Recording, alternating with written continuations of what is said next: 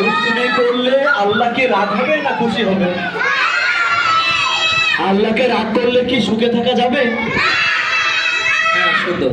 আজকে একটু গেয়ে সবার কাছ থেকে শুনবো, আমাকে শোনানো যাবে? আর তোমাদের আব্দুল গফফার স্যার ভিডিও করে ইউটিউবে ছেড়ে দেবে, সারা পৃথিবীর মানুষ দেখবে, দেখবে যে কার দাঁত আছে আর কার দাঁত নেই। মনে থাকবে তো? রেডি? আউযু বিল্লাহি মিনাশ শাইতানির রাজীম। বিসমিল্লাহির রাহমানির রাহিম। দুই হাত মাথায় হবে, তাড়াতাড়ি। জ্ঞান বৃদ্ধি দোয়া, রাব্বি জিদনি